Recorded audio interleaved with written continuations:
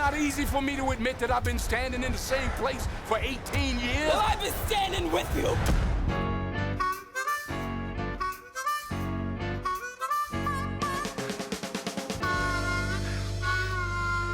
Hi, how you guys doing? Good. It's really a pleasure for me to do this. To me, Fences was emotionally compelling and unflinching in its honesty.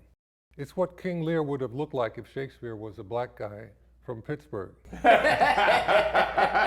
has the same, powerful theme of a man doomed to destroy his wonderful life because his pride and his ego blind him to what he has. Right. Is that how you saw it? He's a tragic hero. Yeah. He's your everyman kind of anti-hero, Right. you would call it. I definitely see it that way. What do you think the film says about being a black man? Well, I love the things he said. A man is what he says to his son about responsibility and taking care of his family. I love that scene where you say, I said, where's Corey? He's upstairs cleaning out them cupboards. He ain't upstairs cleaning out no cupboards. No, he's not. But she's protecting him. When you start the process of building a character, one of the things that you always think about is what's the character's driving need? And what I find a lot of times what I arrive to is the need to matter.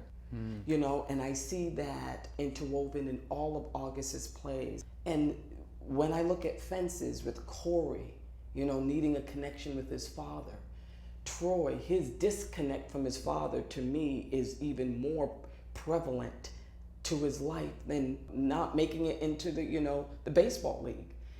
I feel like the need to matter, to find a purpose, is a theme in all of his plays, the need to matter.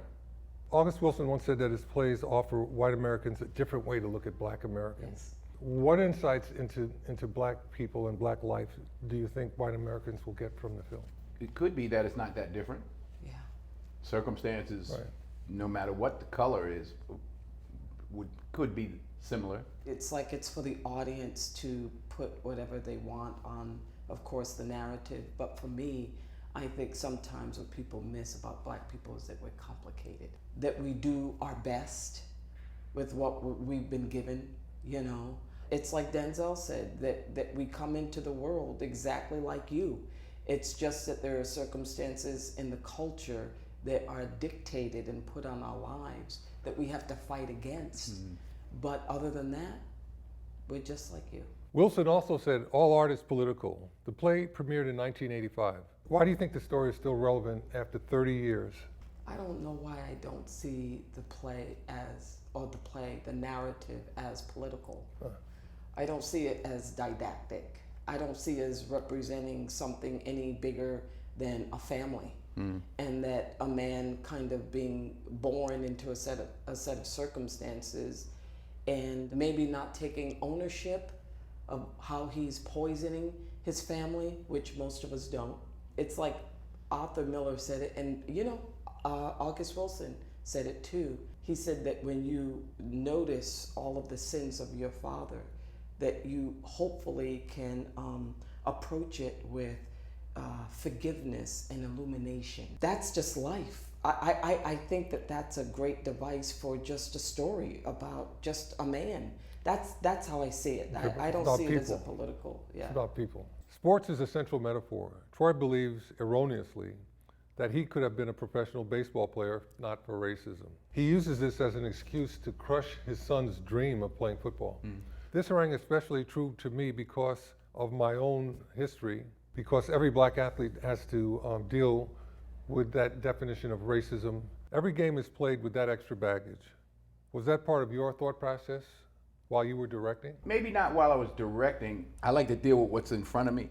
We can always say, oh, it's that thing, and that thing is the reason why all of this is happening, but that just makes us reactionary. I think it's just the dynamic, the baggage that or Troy especially, the baggage that he brings affects everyone he touches.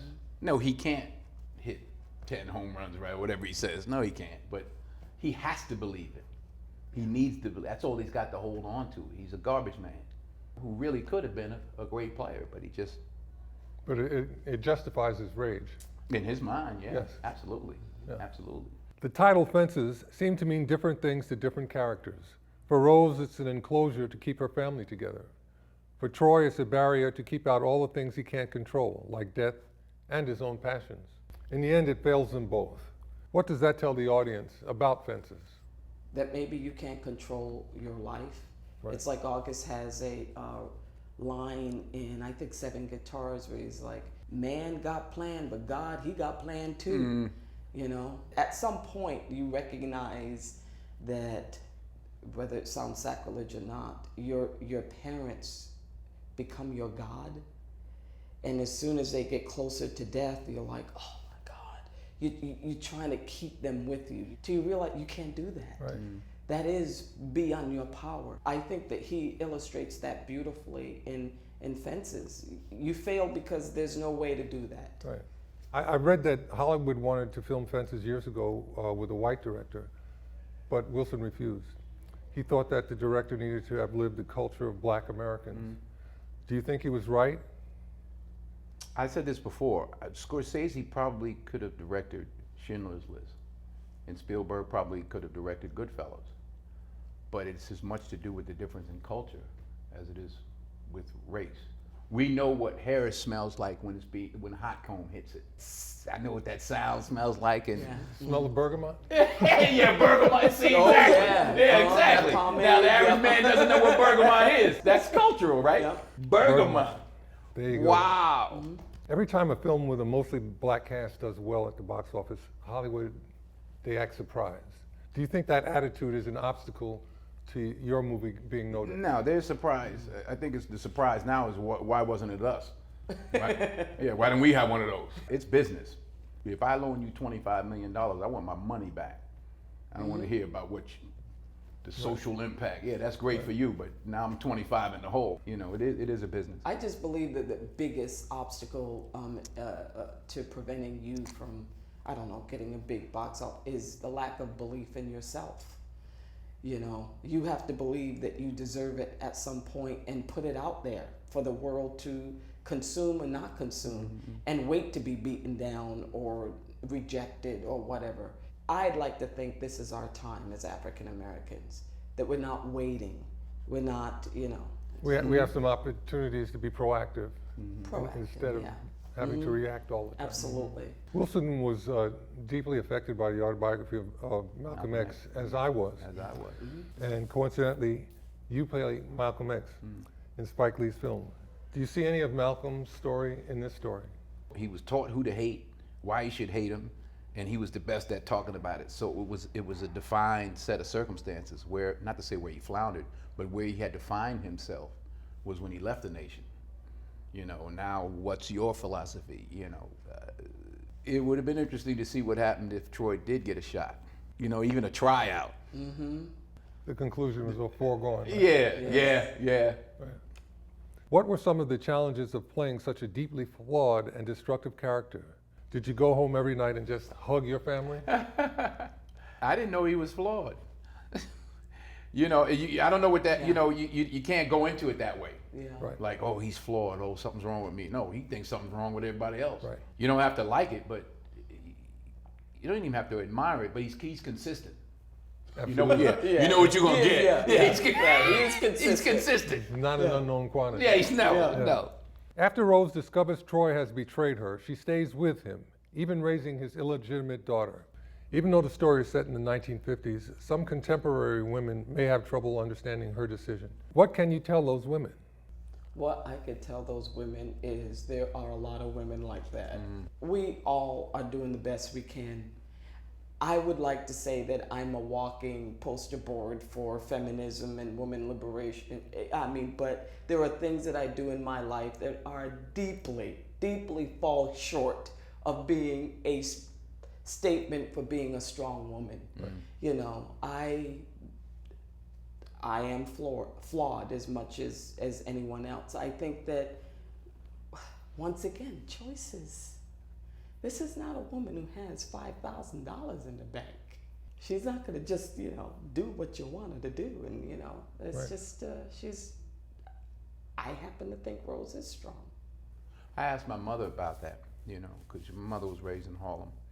And I said, well, what would happen to if a woman left her husband in the church? Well, she said every other woman keep their eye on her. because now that's a single woman. I said, oh, really? I didn't think of it that way. Right, looking for some company. Yeah, looking for some company. That didn't dawn on me, but that's what my mother said. She said, keep your eye on that one. At one point, Rose tells Troy, "You are a womanless man." It's almost like a curse. What does that mean to Troy? Because he's pretty shaken when she says it. I think Rose in that moment just, first of all, is definitely telling him it's over. Basically, it's over. And what is the most effective way to say it's over? I think that's what we do when we break up in a relationship. We try to hurt. It's hard for me to say consciously that Rose was trying to hurt, but that's all it meant. You are without me. You know, the baby has someone, but you have nothing. Yeah, for me it meant standing there for another 20 seconds hearing when we were doing the play. That's Oh right. Oh, Cheering my again. goodness. I'm like, turn the lights off, please. That was a rough 20 seconds, whatever it was. Rose is filled with vitality, intelligence, and a surprising amount of optimism. Yet she seems to be whatever the men in her life need from her. What drives her? And you may have answered this already about the need to matter. Purpose. Purpose. As much purpose. I mean, she says it in the end. It was what life offered me in the way of being a woman, so I took it. You're only as good as your options. Right. So, And she deals with the little girl compassionately. You know, that was love, raising that child. yeah, well, I think that is a huge need for a lot of women. Even in 2016, you can have the most, ambitious career woman, and at the end of the day, she's like, I just want to be a mom. That's why she's nurturing. It was a gift. It was in a really screwed up package, but a gift nevertheless. Right. Denzel, the character of Gabe, Troy's mentally impaired brother, it seems to play a central role as he keeps popping in and out of their lives. The level of kindness with which the characters treat him reflects their own humanity. Is that what you were going for? Yeah, I mean, he loves his brother. And his brother's pure. And he protects him. You hate Troy 1 second, then you turn right around and love him. That's what's interesting. He loves his brother. He'd do anything for his brother, and I think that's a part of what Rose loves about it. His love is pure, even if it's someone outside the house, still pure. Well, no, but he says to Bono, I wasn't out there looking for nothing. We shot a bit of a scene to put in a montage with him with another woman, and I took it out because of the way, interesting, men weren't reacting negatively to it, other women were reacting negatively to it. They said, I didn't want to see her. Wow. I don't want that rubbed in my face, but that's not what made me take it out. A woman said, oh, I didn't know that was Alberta. I thought that might have been another woman. Oh. And I said, oh no, I have to take it out because he says I wasn't out there looking for nothing. Right. So he wasn't a player. Yeah, he wasn't a player, otherwise he's a liar. This is your third time directing after Antoine Fisher and The Great Debaters. What is it about certain materials that makes you say that it's not enough to perform it, you must also direct? Nothing.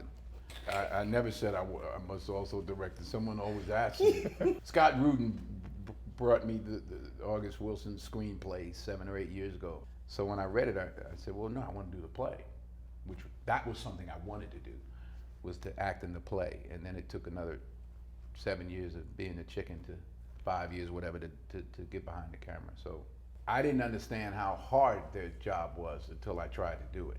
Viola, you've been directed by Denzel before and Antoine Fisher. Has he changed much as a director? Did I leave the room? I see Denzel as an actor's director. Denzel understands what makes us tick, and that's really important. But I also think his other gift is he's a great teacher. Those stand-ins that came in, the young actors who were stand-ins, he also directed them even to do the play, basically, do the piece. They had to be off book and. Yeah, no one does that.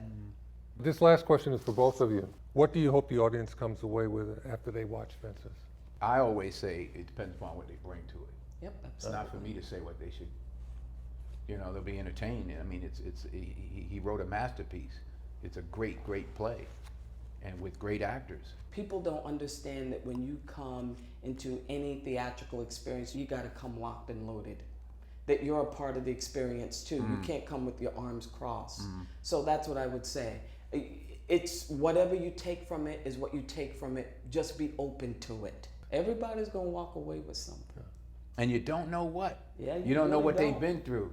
You know, we were showing a scene when Viola goes off, and I was showing it to Vin Diesel. And did I tell you this story? I was showing it to Vin Diesel, and his sister was there. So you're making your "I've been standing right there with you" speech, and I'm watching the screen. I'm kind of watching out the corner of my eye to see how Vin is responding. But I start to hear, and I look over, and she's like, That's right. She's talking back to the screen, and she doesn't realize she's talking. Right. I'm like, it just hits something. It's the beauty of what we do. Yeah, just. Yeah. Well, congratulations and thank you so much. Thank you. Thank you.